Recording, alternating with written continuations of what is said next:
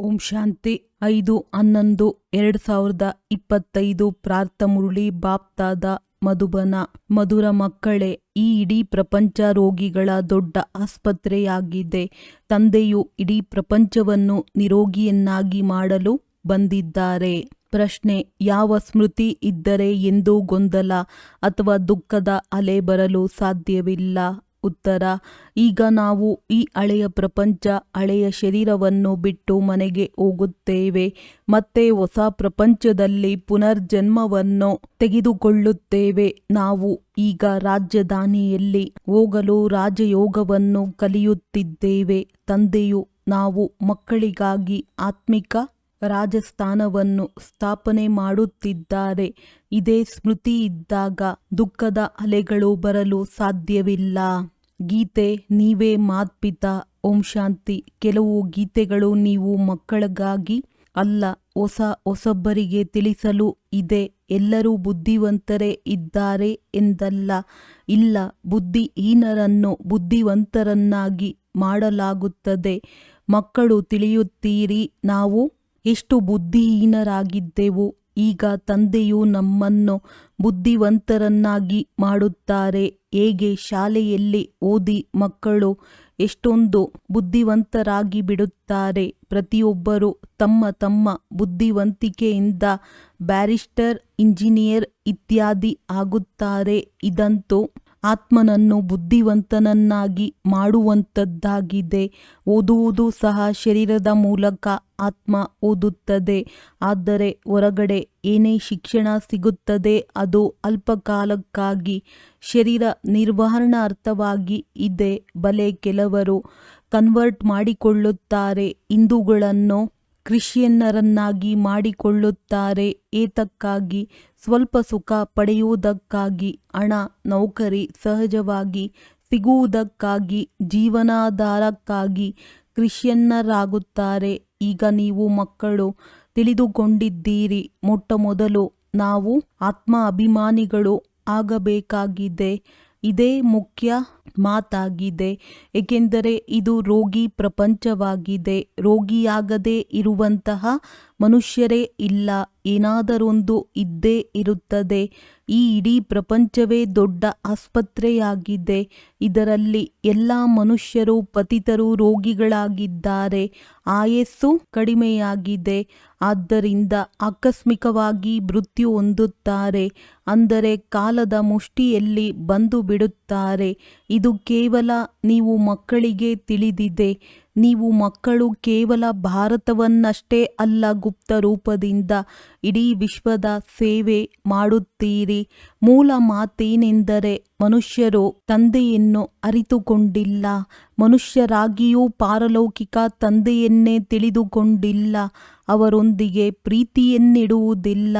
ಈಗ ತಂದೆಯು ತಿಳಿಸುತ್ತಾರೆ, ಮಕ್ಕಳೇ, ನನ್ನೊಂದಿಗೆ ಪ್ರೀತಿಯನ್ನು ಇಟ್ಟುಕೊಳ್ಳಿರಿ. ನನ್ನೊಂದಿಗೆ ಪ್ರೀತಿಯನ್ನು ಇಟ್ಟುಕೊಳ್ಳುತ್ತಾ ನನ್ನ ಜೊತೆಯಲ್ಲಿಯೇ ಮರಳಿ ಮನೆಗೆ ನಡೆಯಬೇಕಾಗಿದೆ.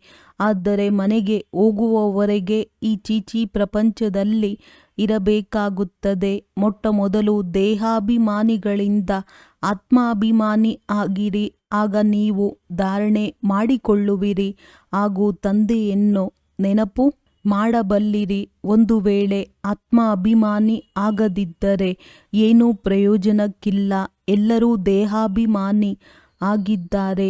ನೀವಂತೂ ತಿಳಿದುಕೊಂಡಿದ್ದೀರಿ, ನಾವು ಆತ್ಮ ಅಭಿಮಾನಿ ಆಗಿಲ್ಲ. ತಂದೆಯನ್ನು ನೆನಪು ಮಾಡಿಲ್ಲವೆಂದರೆ ನಾವು ಸಹ ಮೊದಲು ಯಾರಾಗಿದ್ದೆವೋ ಅವರೇ. ವ್ಯತ್ಯಾಸವೇನೂ ಇಲ್ಲ.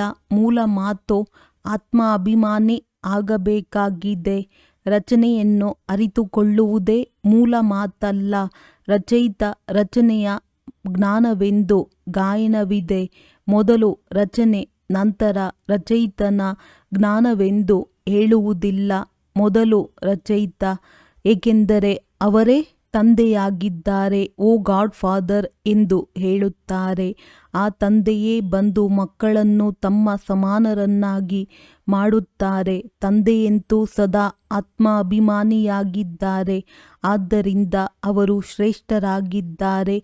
ತಂದೆಯು ಹೇಳುತ್ತಾರೆ, ನಾನಂತೂ ಆತ್ಮ ಅಭಿಮಾನಿ ಆಗಿದ್ದೇನೆ. ಯಾರಲ್ಲಿ ಪ್ರವೇಶ ಮಾಡಿದ್ದೇನೆಯೋ ಅವರನ್ನು ಆತ್ಮ ಅಭಿಮಾನಿಯನ್ನಾಗಿ ಮಾಡುತ್ತೇನೆ. ಬ್ರಹ್ಮರವರನ್ನು ಕನ್ವರ್ಟ್ ಮಾಡಲು ಇವರಲ್ಲಿ ಪ್ರವೇಶ ಮಾಡಿದ್ದೇನೆ, ಏಕೆಂದರೆ ಇವರೂ ಸಹ ಮೊದಲು ದೇಹಾಭಿಮಾನಿಯಾಗಿದ್ದರು. ಆದ್ದರಿಂದ ಇವರಿಗೂ ಇದೇ ಮಾತನ್ನು ತಿಳಿಸುತ್ತೇನೆ. ತನ್ನನ್ನು ಆತ್ಮನೆಂದು ತಿಳಿದು ನನ್ನನ್ನು ಯಥಾರ್ಥ ರೀತಿಯಿಂದ ನೆನಪು ಮಾಡಿ ಆತ್ಮವೇ ಬೇರೆ, ಜೀವವೇ ಬೇರೆ ಎಂದು ತಿಳಿದುಕೊಳ್ಳುವ ಮನುಷ್ಯರು ಅನೇಕರಿದ್ದಾರೆ. ಆದರೆ ಯಥಾರ್ಥ ಜ್ಞಾನವಿಲ್ಲ. ಆತ್ಮವು ದೇಹದಿಂದ ಹೊರಟು ಹೋಗುತ್ತದೆ ಅಂದ ಮೇಲೆ ಎರಡು ವಸ್ತುಗಳಾಯಿತಲ್ಲವೇ. ತಂದೆಯು ತಿಳಿಸುವುದೇನೆಂದರೆ, ಮಕ್ಕಳೇ, ನೀವು ಆತ್ಮರಾಗಿದ್ದೀರಿ. ಆತ್ಮವೇ ಪುನರ್ಜನ್ಮ ತೆಗೆದುಕೊಳ್ಳುತ್ತದೆ. ಆತ್ಮವೇ ಶರೀರವನ್ನು ತೆಗೆದುಕೊಂಡು ಪಾತ್ರ ಮಾಡುತ್ತದೆ. ತಂದೆಯು ಪದೇ ಪದೇ ತಿಳಿಸುತ್ತಾರೆ, ತಮ್ಮನ್ನು ಆತ್ಮನೆಂದು ತಿಳಿದುಕೊಳ್ಳಿರಿ ಎಂದು. ಇದರಲ್ಲಿಯೇ ಪರಿಶ್ರಮವಿದೆ. ಹೇಗೆ ವಿದ್ಯಾರ್ಥಿಗಳು ಓದುವುದಕ್ಕಾಗಿ ಏಕಾಂತದಲ್ಲಿ ಉದ್ಯಾನವನದಲ್ಲಿ ಹೋಗಿ ಓದುತ್ತಾರೆ, ಪಾದ್ರಿಗಳೂ ಸಹ ಸುತ್ತಾಡಲು ಹೋಗುತ್ತಾರೆಂದರೆ ಆ ಸಮಯದಲ್ಲಿ ಬಹಳ ಶಾಂತಿಯಲ್ಲಿರುತ್ತಾರೆ. ಅವರೇನು ಆತ್ಮ ಅಭಿಮಾನಿ ಆಗಿರುವುದಿಲ್ಲ, ಕೇವಲ ಕ್ರೈಸ್ಟ್ನ ನೆನಪಿನಲ್ಲಿರುತ್ತಾರೆ. ಮನೆಯಲ್ಲಿದ್ದಿದ್ದೇ ನೆನಪು ಮಾಡಬಹುದು, ಆದರೆ ವಿಶೇಷವಾಗಿ ಕ್ರೈಸ್ಟನ್ನು ನೆನಪು ಮಾಡಲು ಏಕಾಂತದಲ್ಲಿ ಹೋಗುತ್ತಾರೆ. ಮತ್ಯಾವ ಕಡೆ ನೋಡುವುದೇ ಇಲ್ಲ.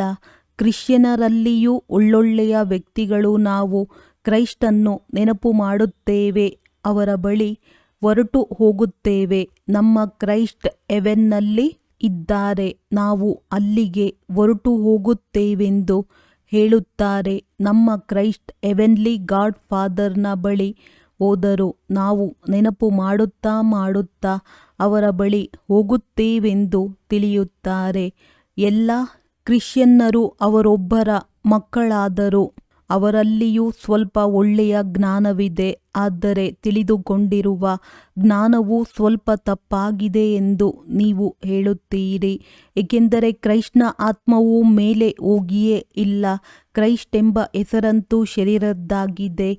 ಶರೀರವನ್ನು ಶಿಲುಬೆಗೆ ಏರಿಸಲಾಯಿತು. ಆತ್ಮವನ್ನು ಏನೂ ಮಾಡಲು ಸಾಧ್ಯವಿಲ್ಲ ಅಂದ ಮೇಲೆ ಕ್ರೈಸ್ಟ್ನ ಆತ್ಮವು ಗಾಡ್ ಫಾದರ್ನ ಬಳಿ ಹೋಯಿತು ಎಂದು ಹೇಳುವುದು ಸಹ ತಪ್ಪಾಗುತ್ತದೆ. ಯಾರೇ ಇರಬಹುದು, ಮರಳಿ ಹೋಗುವುದಕ್ಕೆ ಹೇಗೆ ಸಾಧ್ಯ? ಪ್ರತಿಯೊಬ್ಬರೂ ಸ್ಥಾಪನೆ ಮಾಡಿದ ಮೇಲೆ ಪಾಲನೆಯನ್ನು ಅವಶ್ಯವಾಗಿ ಮಾಡಬೇಕಾಗುತ್ತದೆ. ಮನೆಯನ್ನು ಸ್ವಚ್ಛ ಮಾಡಲಾಗುತ್ತದೆ. ಇದು ಪಾಲನೆಯಾಗಿದೆ ಅಲ್ಲವೇ? ಈಗ ನೀವು ಬೇಹದ್ದಿನ ತಂದೆಯನ್ನು ನೆನಪು ಮಾಡಿರಿ. ಈ ಜ್ಞಾನವನ್ನು ತಂದೆಯ ವಿನಃ ಯಾರೂ ಕೊಡಲು ಸಾಧ್ಯವಿಲ್ಲ. ತಮ್ಮದೇ ಕಲ್ಯಾಣ ಮಾಡಬೇಕಾಗಿದೆ. ರೋಗಿಯಿಂದ ನಿರೋಗಿ ಆಗಬೇಕಾಗಿದೆ. ಇದು ರೋಗಿಗಳ ದೊಡ್ಡ ಆಸ್ಪತ್ರೆಯಾಗಿದೆ. ಇಡೀ ವಿಶ್ವವೇ ರೋಗಿಗಳ ಆಸ್ಪತ್ರೆಯಾಗಿದೆ. ರೋಗಿಗಳು ಅವಶ್ಯವಾಗಿ ಬೇಗ ಸಾಯುತ್ತಾರೆ. ತಂದೆಯು ಬಂದು ಇಡೀ ವಿಶ್ವವನ್ನೇ ನಿರೋಗಿಯನ್ನಾಗಿ ಮಾಡುತ್ತಾರೆ. ಇಲ್ಲಿಯೇ ನಿರೋಗಿಗಳಾಗುತ್ತೀರಿ ಎಂದಲ್ಲ, ಹೊಸ ಪ್ರಪಂಚದಲ್ಲಿಯೇ ನಿರೋಗಿಗಳಿರುತ್ತಾರೆ. ಹಳೆಯ ಪ್ರಪಂಚದಲ್ಲಿ ನಿರೋಗಿಗಳಿರಲು ಸಾಧ್ಯವಿಲ್ಲ. ಈ ಲಕ್ಷ್ಮೀನಾರಾಯಣರು ನಿರೋಗಿ, ಸದಾ ಆರೋಗ್ಯವಂತರಾಗಿದ್ದಾರೆ. ಅಲ್ಲಿ ದೀರ್ಘಾಯಸ್ಸು ಇರುತ್ತದೆ. ರೋಗಿಗಳು ವಿಕಾರಿಯಾಗಿರುತ್ತಾರೆ. ನಿರ್ವಿಕಾರಿಗಳು ರೋಗಿಯಾಗಿರುವುದಿಲ್ಲ. ಅವರು ಸಂಪೂರ್ಣ ನಿರ್ವಿಕಾರಿಯಾಗಿರುತ್ತಾರೆ. ಸ್ವಯಂ ತಂದೆಯೇ ಹೇಳುತ್ತಾರೆ, ಈ ಸಮಯದಲ್ಲಿ ಇಡೀ ವಿಶ್ವ, ಅದರಲ್ಲಿಯೂ ವಿಶೇಷವಾಗಿ ಭಾರತವು ರೋಗಿಯಾಗಿದೆ. ನೀವು ಮಕ್ಕಳು ಮೊಟ್ಟ ಮೊದಲಿಗೆ ನಿರೋಗಿ ಪ್ರಪಂಚದಲ್ಲಿ ಬರುತ್ತೀರಿ. ನೆನಪಿನ ಯಾತ್ರೆಯಿಂದಲೇ ನಿರೋಗಿಯಾಗುತ್ತೀರಿ. ನೆನಪಿನಿಂದ ತಮ್ಮ ಮಧುರ ಮನೆಗೆ ಹೋಗುತ್ತೀರಿ. ಇದು ಸಹ ಒಂದು ಯಾತ್ರೆಯಾಗಿದೆ. ಆತ್ಮವು ಪರಮಾತ್ಮ ತಂದೆಯ ಬಳಿ ಹೋಗುವ ಯಾತ್ರೆಯಾಗಿದೆ. ಇದು ಆತ್ಮಿಕ ಯಾತ್ರೆಯಾಗಿದೆ. ಈ ಶಬ್ದವು ಯಾರಿಗೂ ಅರ್ಥವಾಗುವುದಿಲ್ಲ.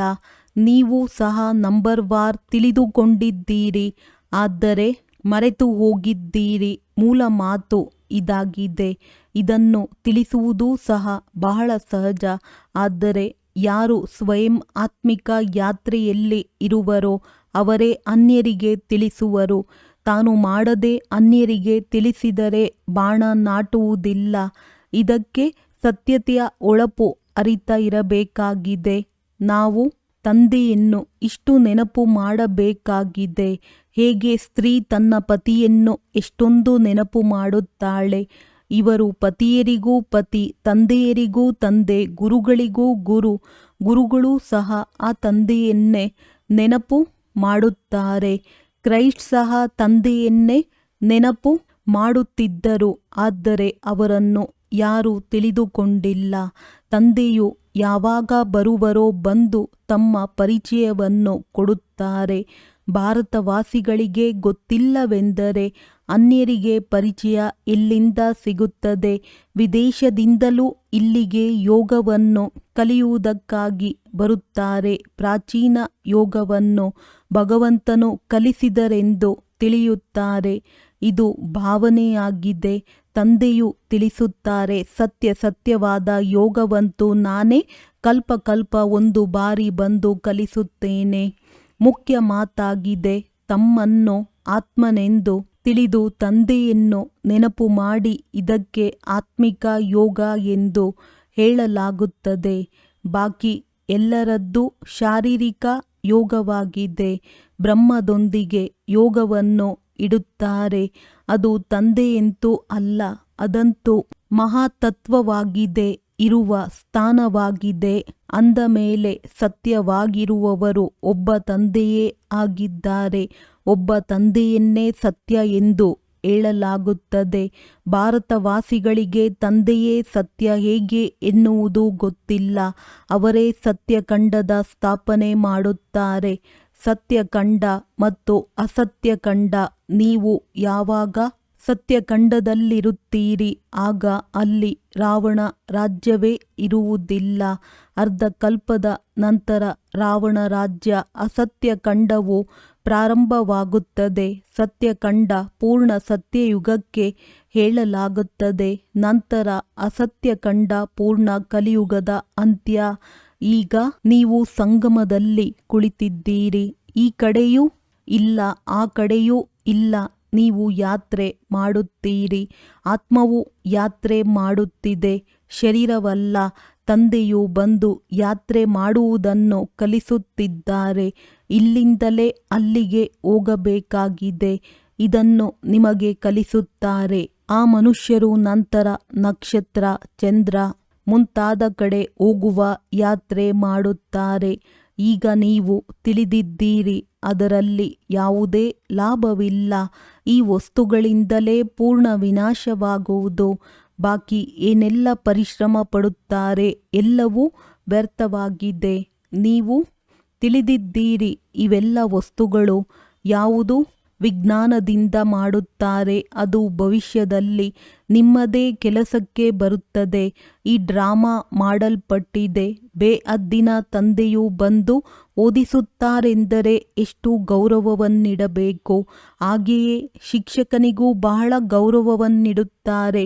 ಶಿಕ್ಷಕರು ಆದೇಶ ಕೊಡುತ್ತಾರೆ, ಚೆನ್ನಾಗಿ ಓದಿ ಉತ್ತೀರ್ಣರಾಗಿ ಎಂದು. ಒಂದು ವೇಳೆ ಆದೇಶವನ್ನು ಪಾಲಿಸುವುದಿಲ್ಲವೆಂದರೆ ಅನುತ್ತೀರ್ಣ ಆಗಿಬಿಡುತ್ತೀರಿ. ತಂದೆಯು ತಿಳಿಸುತ್ತಾರೆ, ವಿಶ್ವದ ಮಾಲೀಕರಾಗಲು ನಿಮಗೆ ಓದಿಸುತ್ತೇನೆ. ಈ ಲಕ್ಷ್ಮೀನಾರಾಯಣರು ಮಾಲೀಕರಾಗಿದ್ದಾರೆ. ಬಲೆ, ಪ್ರಜೆಗಳು ಮಾಲೀಕರಾಗಿದ್ದಾರೆ. ಆದರೆ ಪದವಿಯಂತೂ ಬಹಳ ಇವೆಯಲ್ಲವೇ? ಭಾರತವಾಸಿಗಳೂ ಸಹ ನಾವು ಮಾಲೀಕರೆಂದು ಎಲ್ಲರೂ ಹೇಳುತ್ತಾರಲ್ಲವೇ? ಬಡವರೂ ಸಹ ಭಾರತದ ಮಾಲೀಕರೆಂದು ತಮ್ಮನ್ನು ತಿಳಿಯುತ್ತಾರೆ. ಆದರೆ ರಾಜ ಮತ್ತು ಅವರಲ್ಲಿ ಎಷ್ಟು ವ್ಯತ್ಯಾಸವಿದೆ. ಜ್ಞಾನದಿಂದ ಪದವಿಯ ವ್ಯತ್ಯಾಸವಾಗಿ ಬಿಡುತ್ತದೆ. ಜ್ಞಾನದಲ್ಲಿಯೂ ಬುದ್ಧಿವಂತಿಕೆ ಇರಬೇಕು. ಪವಿತ್ರತೆಯೂ ಸಹ ಅವಶ್ಯವಾಗಿದೆ. ಅಂದ ಮೇಲೆ ಆರೋಗ್ಯ, ಸಂಪತ್ತೂ ಬೇಕು. ಸ್ವರ್ಗದಲ್ಲಿ ಎಲ್ಲರೂ ಇರುತ್ತಾರಲ್ಲವೇ? ತಂದೆಯು ಗುರಿ ಉದ್ದೇಶವನ್ನು ತಿಳಿಸುತ್ತಾರೆ. ಇಡೀ ಪ್ರಪಂಚದಲ್ಲಿ ಮತ್ಯಾರ ಬುದ್ಧಿಯಲ್ಲಿಯೂ ಈ ಗುರಿ ಉದ್ದೇಶವಿರುವುದಿಲ್ಲ. ನೀವು ತಕ್ಷಣ ನಾವು ಈ ರೀತಿ ಆಗುತ್ತೇವೆಂದು ಹೇಳುತ್ತೀರಿ. ಇಡೀ ವಿಶ್ವದಲ್ಲಿ ನಮ್ಮ ರಾಜಧಾನಿಯಾಗುತ್ತದೆ. ಇದಂತೂ ಈಗ ಪಂಚಾಯಿತಿ ರಾಜ್ಯವಾಗಿದೆ. ಮೊದಲು ಡಬಲ್ ಕಿರೀಟಧಾರಿಗಳಿದ್ದರು, ನಂತರ ಒಂದು ಕಿರೀಟ, ಈಗ ಕಿರೀಟವೇ ಇಲ್ಲ.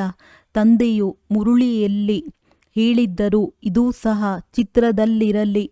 ಡಬಲ್ ಕಿರೀಟಧಾರಿ ರಾಜರುಗಳ ಮುಂದೆ ಸಿಂಗಲ್ ಕಿರೀಟಧಾರಿಗಳು ತಲೆ ಬಾಗುತ್ತಾರೆ. ಈಗ ತಂದೆಯು ತಿಳಿಸುತ್ತಾರೆ, ನಾನು ನಿಮ್ಮನ್ನು ರಾಜರಿಗೂ ರಾಜ ಡಬಲ್ ಕಿರೀಟಧಾರಿಗಳನ್ನಾಗಿ ಮಾಡುತ್ತೇನೆ.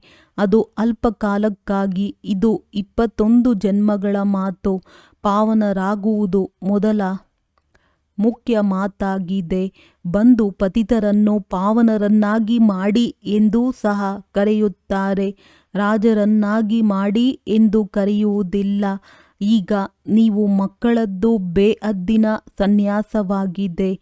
ಈ ಪ್ರಪಂಚದಿಂದಲೇ ನಮ್ಮ ಮನೆಗೆ ಹೋಗುತ್ತೇವೆ, ನಂತರ ಸ್ವರ್ಗದಲ್ಲಿ ಬರುತ್ತೇವೆ. ಯಾವಾಗ ನಾವು ಮನೆಗೆ ಹೋಗುತ್ತೇವೆ, ನಂತರ ರಾಜಧಾನಿಯಲ್ಲಿ ಬರುತ್ತೇವೆ ಎಂದು ತಿಳಿಯುತ್ತೀರಿ, ಆಗ ಆಂತರ್ಯದಲ್ಲಿ ಖುಷಿ ಇರಬೇಕು. ಆದ್ದರಿಂದ ಮತ್ತೆ ತಬ್ಬಿಬ್ಬಾಗುವುದು, ದುಃಖ ಮುಂತಾದವೆಲ್ಲವನ್ನು ಏಕೆ ಇರಬೇಕು? ನಾವು ಆತ್ಮರು ಮನೆಗೆ ಹೋಗುತ್ತೇವೆ, ನಂತರ ಹೊಸ ಪ್ರಪಂಚದಲ್ಲಿ ಪುನರ್ಜನ್ಮವನ್ನು ತೆಗೆದುಕೊಳ್ಳುತ್ತೇವೆ. ಮಕ್ಕಳಿಗೆ ಸ್ಥಿರವಾಗಿರುವ ಖುಷಿ ಏಕೆ ಇರುವುದಿಲ್ಲ? ಮಾಯೆಯ ವಿರೋಧ ಬಹಳ ಇದೆ, ಆದ್ದರಿಂದ ಖುಷಿ ಕಡಿಮೆಯಾಗಿ ಬಿಡುತ್ತದೆ. ಪತಿತ ಪಾವನ ಸ್ವಯಂ ಹೇಳುತ್ತಾರೆ, ನನ್ನನ್ನು ನೆನಪು ಮಾಡಿ, ಆಗ ನಿಮ್ಮ ಜನ್ಮ ಜನ್ಮಾಂತರದ ಪಾಪ ಭಸ್ಮವಾಗಿ ಬಿಡುತ್ತದೆ. ನೀವು ಸ್ವದರ್ಶನ ಚಕ್ರಧಾರಿಗಳಾಗುತ್ತೀರಿ. ನಾವು ನಮ್ಮ ರಾಜಸ್ಥಾನದಲ್ಲಿ ಹೊರಟು ಹೋಗುತ್ತೇವೆಂದು ತಿಳಿಯುತ್ತೀರಿ. ಇಲ್ಲಿ ಭಿನ್ನ ಭಿನ್ನ ಪ್ರಕಾರದ ರಾಜರುಗಳಿದ್ದಾರೆ. ಈಗ ಮತ್ತೆ ಆತ್ಮಿಕ ರಾಜಸ್ಥಾನವಾಗಬೇಕಾಗಿದೆ. ಸ್ವರ್ಗದ ಮಾಲೀಕರಾಗಿ ಬಿಡುತ್ತೀರಿ. ಕ್ರಿಶ್ಚಿಯನ್ನರು ಹೆವೆನ್ನ ಅರ್ಥವನ್ನು ತಿಳಿದುಕೊಂಡಿಲ್ಲ. ಅವರು ಮುಕ್ತಿಧಾಮವನ್ನು ಹೆವೆನ್ ಎಂದು ಹೇಳಿಬಿಡುತ್ತಾರೆ. ಈ ರೀತಿ ಅಲ್ಲ, ಹೆವೆನ್ಲಿ ಗಾಡ್ ಫಾದರ್ ಹೆವೆನ್ನಲ್ಲಿ ಇರುತ್ತಾರೆ ಎಂದು. ಅವರಂತೂ ಇರುವುದೇ ಶಾಂತಿಧಾಮದಲ್ಲಿ. ಈಗ ನೀವು ಪ್ಯಾರಡೈಸ್ನಲ್ಲಿ ಹೋಗಲು ಪುರುಷಾರ್ಥ ಮಾಡುತ್ತೀರಿ. ಈ ವ್ಯತ್ಯಾಸವನ್ನು ತಿಳಿಸಬೇಕು. ಗಾಡ್ ಫಾದರ್ ಮುಕ್ತಿಧಾಮದಲ್ಲಿ ಇರುವವರಾಗಿದ್ದಾರೆ. ಹೆವೆನ್ ಹೊಸ ಪ್ರಪಂಚಕ್ಕೆ ಹೇಳಲಾಗುತ್ತದೆ. ಅಲ್ಲಂತೂ ಕ್ರಿಶ್ಚಿಯನ್ನರು ಇರುವುದಿಲ್ಲ. ತಂದೆಯೇ ಬಂದು ಪ್ಯಾರಡೈಸ್ ಸ್ಥಾಪನೆ ಮಾಡುತ್ತಾರೆ. ನೀವು ಯಾವುದಕ್ಕೆ ಶಾಂತಿಧಾಮವೆಂದು ಹೇಳುತ್ತೀರಿ, ಅದನ್ನು ಅವರು ಹೆವೆನ್ನೆಂದು ತಿಳಿಯುತ್ತಾರೆ. ಇವೆಲ್ಲ ಮಾತುಗಳು ತಿಳಿದುಕೊಳ್ಳುವ ಮಾತುಗಳಾಗಿವೆ. ತಂದೆಯು ತಿಳಿಸುತ್ತಾರೆ, ಜ್ಞಾನವಂತೂ ಬಹಳ ಸಹಜವಾಗಿದೆ. ಇದು ಪವಿತ್ರರಾಗುವ ಜ್ಞಾನವಾಗಿದೆ. ಮುಕ್ತಿ ಜೀವನ್ಮುಕ್ತಿಯಲ್ಲಿ ಹೋಗುವ ಜ್ಞಾನವಾಗಿದೆ. ಇದನ್ನು ತಂದೆಯೇ ಕೊಡಬಲ್ಲರು. ಯಾವಾಗ ಯಾರನ್ನೇ ನೇಣಿಗೆ ಏರಿಸಲಾಗುತ್ತದೆ, ಆಗ ಆಂತರ್ಯದಲ್ಲಿ ಇದೇ ಇರುತ್ತದೆ. ನಾವು ಭಗವಂತನ ಬಳಿ ಹೋಗುತ್ತೇವೆ. ನೇಣಿಗೆ ಏರಿಸುವವರೂ ಸಹ ಹೇಳುತ್ತಾರೆ, ಗಾಡ್ನ ನೆನಪು ಮಾಡಿ. ಪರಮಾತ್ಮನನ್ನು ಇಬ್ಬರೂ ತಿಳಿದುಕೊಂಡಿಲ್ಲ. ಅವರಿಗಂತೂ ಆ ಸಮಯದಲ್ಲಿ ಮಿತ್ರ ಸಂಬಂಧಿ ಮುಂತಾದವರು ನೆನಪಿಗೆ ಬರುತ್ತಾರೆ. ಗಾಯನವೂ ಇದೆ. ಅಂತ್ಯಕಾಲದಲ್ಲಿ ಯಾರು ಸ್ತ್ರೀಯನ್ನು ಸ್ಮರಿಸಿದರೂ ಏನಾದರೊಂದು ನೆನಪು ಅವಶ್ಯವಾಗಿ ಇರುತ್ತದೆ. ಸತ್ಯಯುಗದಲ್ಲಿಯೇ ಮೋಹಜೀತರಿರುತ್ತಾರೆ. ಅಲ್ಲಿ ಒಂದು ವಸ್ತುವನ್ನು ಬಿಟ್ಟು ಇನ್ನೊಂದನ್ನು ತೆಗೆದುಕೊಳ್ಳುತ್ತಾರೆಂದು ತಿಳಿಯುತ್ತಾರೆ. ನೆನಪು ಮಾಡುವ ಅವಶ್ಯಕತೆ ಇಲ್ಲ.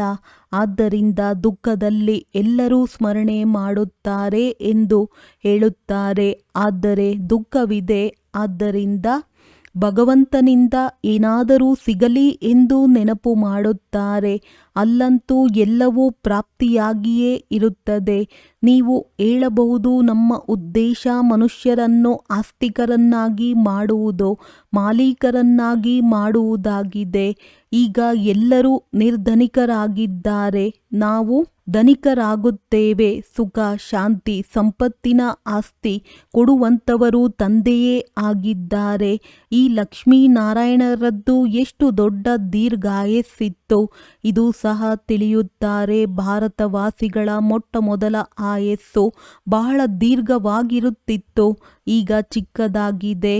ಏಕೆ ಚಿಕ್ಕದಾಗಿದೆ ಎಂಬುದನ್ನು ಯಾರೂ ತಿಳಿದುಕೊಂಡಿಲ್ಲ. ತಿಳಿಯುವುದು ಮತ್ತು ಅನ್ಯರಿಗೆ ತಿಳಿಸುವುದಂತೂ ನಿಮಗೆ ಬಹಳ ಸಹಜವಾಗಿ ಬಿಟ್ಟಿದೆ. ಅದೂ ಸಹ ನಂಬರ್ ವಾರ್. ತಿಳಿಸುವುದಂತೂ ಪ್ರತಿಯೊಬ್ಬರದ್ದು ತನ್ನದೇ ಆಗಿರುತ್ತದೆ. ಯಾರು ಹೇಗೆ ಧಾರಣೆ ಮಾಡುತ್ತಾರೆ ಹಾಗೆಯೇ ತಿಳಿಸುತ್ತಾರೆ. ಒಳ್ಳೆಯದು.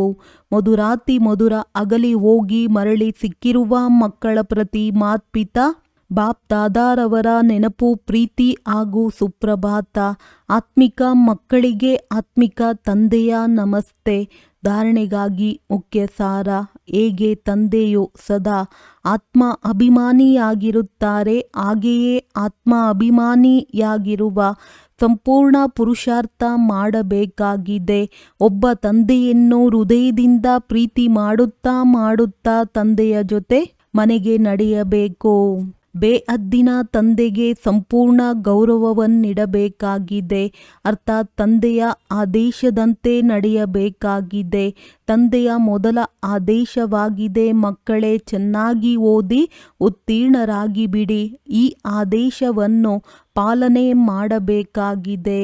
ವರದಾನ: ಶಕ್ತಿಶಾಲಿ ಸೇವೆಯ ಮೂಲಕ ನಿರ್ಬಲರಲ್ಲಿ ಬಲವನ್ನು ತುಂಬುವ ಸತ್ಯ ಸೇವಾದಾರಿ ಭವ. ಸತ್ಯ ಸೇವಾದಾರಿಯ ವಾಸ್ತವಿಕ ವಿಶೇಷತೆಯಾಗಿದೆ ನಿರ್ಬಲರಲ್ಲಿ ಬಲವನ್ನು ತುಂಬಲು ನಿಮಿತ್ತರಾಗುವುದು. ಸೇವೆಯಂತೂ ಎಲ್ಲರೂ ಮಾಡುತ್ತಾರೆ, ಆದರೆ ಸಫಲತೆಯಲ್ಲಿ ಏನು ಅಂತರ ಕಂಡುಬರುವುದು ಅದಕ್ಕೆ ಕಾರಣವಾಗಿದೆ ಸೇವೆಯ ಸಾಧನದಲ್ಲಿ ಶಕ್ತಿಯ ಕೊರತೆ. ಹೇಗೆ ಖಡ್ಗದಲ್ಲಿ ಒಂದು ವೇಳೆ ಅರಿತವಿಲ್ಲದೆ ಹೋದರೆ ಖಡ್ಗದ ಕೆಲಸ ಮಾಡುವುದಿಲ್ಲ, ಅದೇ ರೀತಿ ಸೇವೆಯ ಸಾಧನಗಳಲ್ಲಿ ಒಂದು ವೇಳೆ ನೆನಪಿನ ಶಕ್ತಿ ಎಂಬ ಅರಿತ ಇಲ್ಲದೆ ಹೋದರೆ ಸಫಲತೆ ಇರುವುದಿಲ್ಲ. ಅದಕ್ಕಾಗಿ ಶಕ್ತಿಶಾಲಿ ಸೇವಾದಾರಿಗಳಾಗಿ ನಿರ್ಬಲರಲ್ಲಿ ಬಲ ತುಂಬಿ ಗುಣಮಟ್ಟದ ಆತ್ಮಗಳನ್ನು ತೆಗೆಯಿರಿ, ಆಗ ಹೇಳಲಾಗುವುದು ಸೇವಾದಾರಿ. ಸ್ಲೋಗನ್: ಪ್ರತಿಯೊಂದು ಪರಿಸ್ಥಿತಿಯನ್ನು ಆರುವ ಕಲೆಯ ಸಾಧನವೆಂದು ತಿಳಿದು ಸದಾ ಆರುತ್ತಿರಿ. ಅವ್ಯಕ್ತ ಸೂಚನೆ: ಅಶರೀರಿ ಅಥವಾ ವಿದೇಹಿ ಸ್ಥಿತಿಯ ಅಭ್ಯಾಸ ಹೆಚ್ಚಿಸಿ. ಅಶರೀರಿಯಾಗುವುದು ಸಹಜವಾಗಿದೆ, ಆದರೆ ಯಾವ ಸಮಯ ಯಾವುದೇ ಮಾತು ಮುಂದೆ ಬರಲಿ, ಯಾವುದೇ ಸರ್ವೀಸ್ನ ಜಂಜಾಟ ಮುಂದೆ ಬರಲಿ, ಯಾವುದೇ ಏರುಪೇರಿನಲ್ಲಿ ತರುವಂತಹ ಪರಿಸ್ಥಿತಿಗಳಿರಲಿ, ಇಂತಹ ಸಮಯದಲ್ಲಿ ಯೋಚಿಸಿ ಮತ್ತು ಅಶರೀರಿಯಾಗಿ ಬಿಡಿ. ಇದಕ್ಕಾಗಿ ಬಹಳ ಸಮಯದ ಅಭ್ಯಾಸ ಬೇಕಾಗಿದೆ. ಯೋಚಿಸುವುದು ಮತ್ತು ಮಾಡುವುದು ಜೊತೆಯಲ್ಲಿ ನಡೆಯಲಿ, ಆಗ ಅಂತಿಮ ಪೇಪರ್ನಲ್ಲಿ ಪಾಸ್ ಆಗಬಹುದು. ಒಳ್ಳೆಯದು. ಓಂ ಶಾಂತಿ.